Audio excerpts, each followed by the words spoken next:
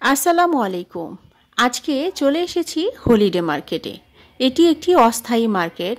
সাধারণত প্রতি শুক্রবার এবং শনিবার এই মার্কেটটা জমে থাকে। বিকাল থেকে দেখা যায় যে সন্ধ্যা রাত মানে 10টা পর্যন্ত এখানে ভালোই ভিড় থাকে। তো এখানে প্রয়োজনীয় অনেক কিছুই পাওয়া যায়, ঘর সাজানো থেকে শুরু করে মোটামুটি রিজনেবল প্রাইস দেখে বোঝা যাচ্ছিল। তো এখানে এই ক্যান্ডেলগুলা আপনার 80 টাকার মধ্যে নিতে পারবেন আর কি। তো খুবই সুন্দর লাগছিল আশেপাশের অনেক কিছু। তো আজকে আমরা রাস্তা দিয়ে যাচ্ছিলাম, তো ভাবলাম যে একটু তোমাদের সাথে শেয়ার করি। প্রয়োজনীয় সব কিছুই এখানে পেয়ে যাবে অল্প দামে। অল্প দামে যদি কিছু কিনতে চাও তাহলে চলে আসতে হবে হলিডে মার্কেটে। এখানে নানা রকমের পার্স রয়েছে। মেয়েরা যারা পার্স ইউজ করো দেখা যায় যে নানা রকমের এবং অনেক সুন্দর সুন্দর অল্প টাকার মধ্যে এখান থেকে তুমি কিনে নিতে পারবা অনায়াসে।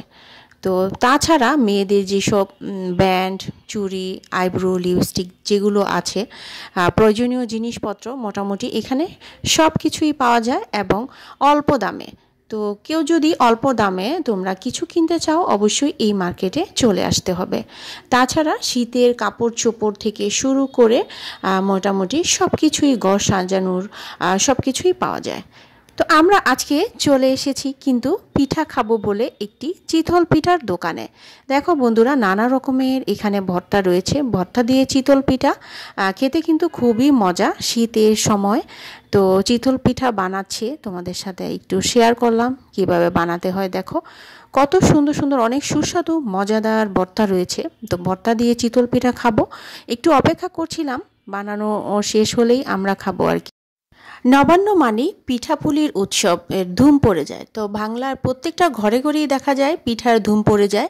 তো শহরে তো আর ওইভাবে গড়ে ওঠে না, দেখা যায় যে বাহিরে নানা রকমের পিঠার দোকান থেকে পিঠা নিয়ে খাওয়া হয় বা ঘরেও অনেকে বানায়। তো আমরা আজকে এখান থেকে পিঠা খাবো। সুন্দর সুন্দর পিঠা তৈরি করছেন উনি, একটু দেখলাম, খুব ভালোই লাগছিল। খুবই সুন্দরভাবে পিঠা বানাচ্ছে। চিতল পিঠা অনেকে পারে, যারা পারে অবশ্যই ঘরে বানিয়ে নেবেন। তো দেখেন আমি ওইখানে পিঠা আর ভর্তা নিয়েছি আর এখানে কিছু চিকেন নিয়েছি। তো খাবো এই আর কি। সবাই ভালো থাকবেন।